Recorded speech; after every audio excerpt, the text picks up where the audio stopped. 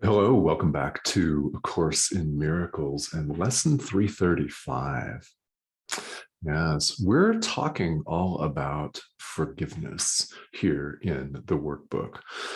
And, well, it is rightfully and very importantly the crux of, you could say, the entire presentation of A Course in Miracles, as we've seen in a number of different lessons and in the text and the manual for teachers and the song of prayer again and again and again, all of that, right?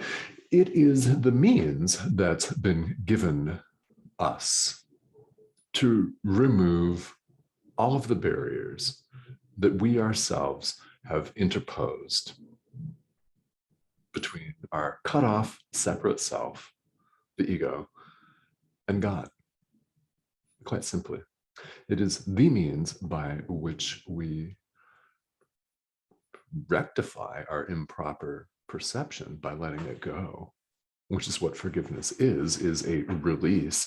It's an acknowledgement that what seems to have happened did not, never has, and what and who seems to be other is not and never has been other, never has been apart from you.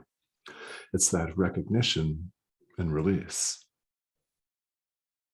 It's a deeply loving act. And that's what we're working on.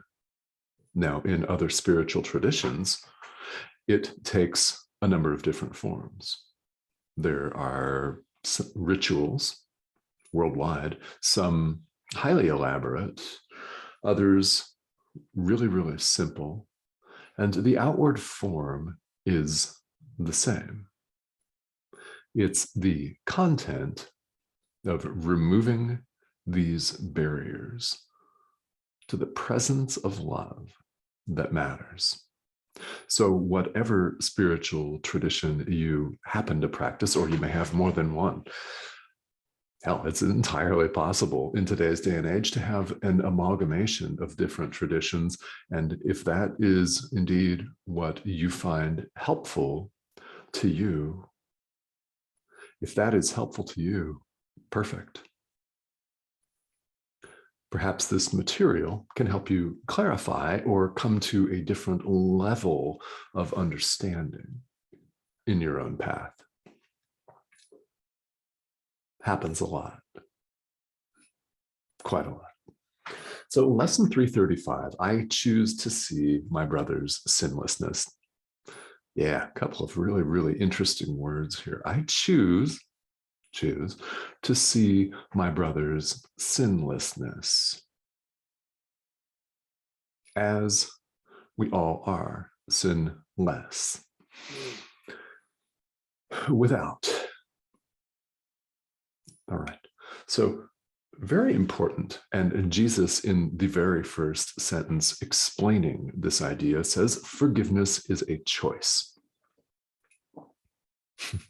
This is the theme of choice and decision that apparently is one of my greatest themes, and something that when I teach and show up in this manner, I hearken back to again and again and again. And it, of course, is the choice that we have in the present moment to forgive or condemn. It's the choice that we have in the present moment between love or fear, light or dark, God or the ego, life or death, self with a capital S, or little cut off self. The analogies and the ways that you could choose to approach it are virtually unlimited. This is the choice that we all have in the present moment. Forgiveness is a choice. And Jesus goes on to say that what we see in our brother, our sister, someone else, is merely what, well, it's what we want to see. Actually, it's what we want to see. He uses the word wish. It's merely what I wish to see. Remember, there is no one out there. So this is an essential part of the attitude of forgiveness as A Course in Miracles presents it, of the understanding of forgiveness that we're intended to pick up along the way and adopt and practice, is that there's no one out there. There is no separation of any kind. So what appears to be going on outside of us is really in our mind. It's what we choose to see. So the question here of choice is, do you choose to look on a loving world, a benign world, a sinless world, a limitless world, or do you choose to see limitation? Do you choose to see separation and people cut off? Do you choose to see anger? Do you choose to see political violence and rage? Do you choose to see conflict? Right? Have you chosen fear, or do you choose love? And we've all chosen fear multiple times in the past, and we may still be doing it right now. But part of spiritual practice is awareness, isn't it? It's why meditation's a thing. It is. It's why meditation's a thing, and it's why mindfulness is a thing, because the present moment awareness that we're doing the habitual is very important. If we don't know we're doing it, how can we possibly expect ourselves to rectify any situation at all? I mean, let's be a little bit more realistic and loving of ourselves here, rather than flog ourselves to death with a big whip. I mean, we've all done that too many times, right?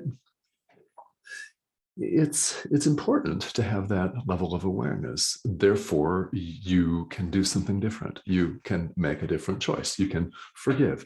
You can choose to forgive. So the question for us, what do we wish to see? Do we wish to see love? Do we wish to see forgiveness? Do we wish to see peace, patience? How do we see that? How do we have that show up in our experience? We give it. One of the famous lines from the Course is to have, this is from the text, to have, give all to all. By extending forgiveness, we receive forgiveness. You're forgiving yourself. There's no one out there. By extending love, you're loving yourself. There's no one out there. What appears to be a gesture directed outwardly, directed externally, is but internal.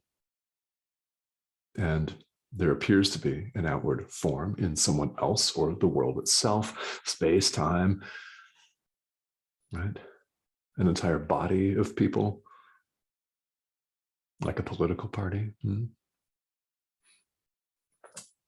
like a nation state.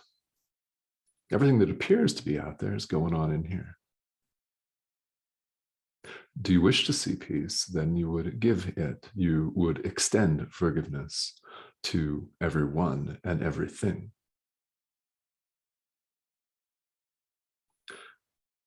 If you're following along and you have some notion of the massive power, the quantum power of this, then yes, this is a very powerful tool. And we're told in various places in the Course and throughout other spiritual traditions, incidentally, this is not unique to A Course in Miracles at all, that we can save ourselves time. We can make leap and bound progress on the path to awakening by using these tools. And if you're beginning to piece together, or if you already have, fantastic, right? You know how powerful forgiveness is. If you're beginning to piece this together and thinking, wow, I could really make leap and bound progress. Yep. Now, a very important point, which is worth mentioning. And I often mention this when we talk about forgiveness, because here in the world, we're conditioned, and we're conditioned to see separation. And so as we do, people harm us, right? Of course, they appear to harm us because there's no one out there. Yet here in life, you may have had some people do some really fucked up shit to you. That's really the only way to put it. They've abused you, they've harmed you, even if they don't know you personally. They have enacted laws and policies that restrict your choice, that restrict your movement, that impugn on you in a lot of different ways, right? There have been limitations set on you by all kinds of different people. All kinds of different people. So it's very common for people to think, okay, I can forgive my cat for bringing in a dead mouse and leaving it on the couch, which I sat in. I mean, ew, but I can forgive my cat for that, but I can't forgive this political leader. I can't forgive my ex because he or she fucked with my mind, and no bueno, man, can't do it. This is a common attitude. It's a common attitude. So far be it for me or any spiritual teacher to say you must right now forgive your ex who mistreated you. You know deep down that eventually each of us will, because it is the path, forgive everything and everyone, especially ourselves, and including the path itself, the world, space, time, all phenomena, all compound phenomena are impermanent. Any students of Buddhism out there? Yeah, the Course is saying the same thing. We know that we will forgive everyone, but if right now it's too near or it's too painful, and you are not ready to forgive this person, then don't. This is what time is for. And I insist that you love yourself. Now, loving yourself doesn't mean lazy. I also insist that you don't slack off. So forgive what you can, like the cat. I mean, forgive yourself for spilling coffee on your white pants. Or if they missed your white pants and hit the floor instead, forgive yourself for that anyway. Yeah. Forgive the clouds if it's rainy where you are.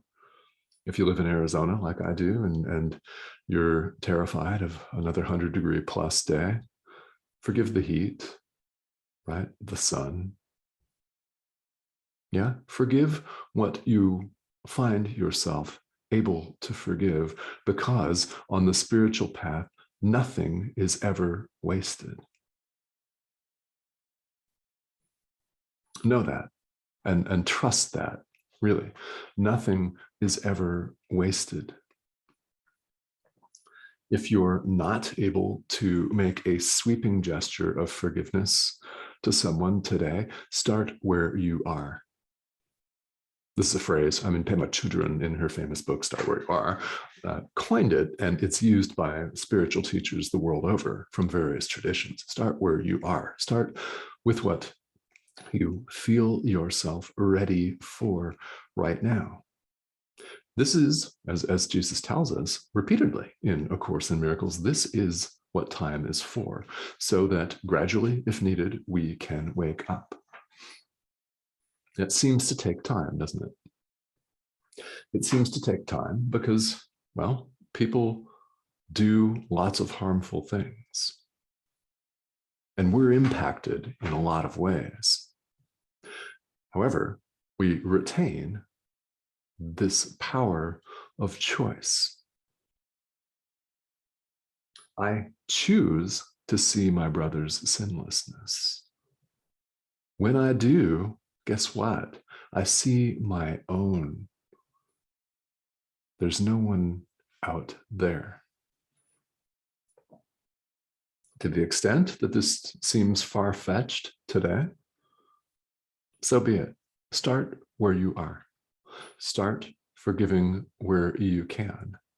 And then, by all means, continue to do it. And by the way, if you're wondering if you have to send someone an elaborate forgiveness email, no. I mean, you may one day. Yeah, take your ex as an example. You may send them a text or call them or have a face-to-face conversation at some point and offer an apology. And you may do that. You may forgive them verbally, but do it in here. Is that not just as powerful? It's the same. It's all going on in our own mind. You do not have to call your ex to forgive them. So when you feel ready internally, yeah, it works. Will they know? Consciously? Maybe not. Subconsciously?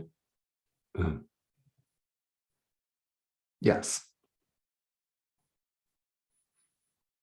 So, as always, I invite you to take a deep dive into this juicy idea, because it's a juicy idea. I am in control, yeah? You are running the show. You run it by choosing to see your brother's sinlessness. You run it by choosing forgiveness and love in the present moment. You also run it, this may or may not seem paradoxical, by giving your inner teacher, the Holy Spirit, Jesus, full reign and not trying to control the form of your forgiveness, by listening to your teacher's instructions, by getting out of your own way. The decision to get out of your own way and invite your inner teacher to run the show is yours. That's a decision for love.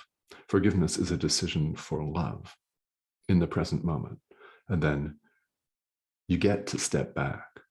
You don't have to be in charge of running that show. It's a beautiful thing and deeply, deeply relaxing. So I hope that you've got some experience from here in this lifetime that you can draw on for when you forgave somebody and what happened. How did the relationship transform? How did the entire atmosphere purify, cleanse itself? I mean, how was it different? Yeah. I hope that you have some positive examples. And if you can't think of any, guess what? You have the opportunity to make those memories right now.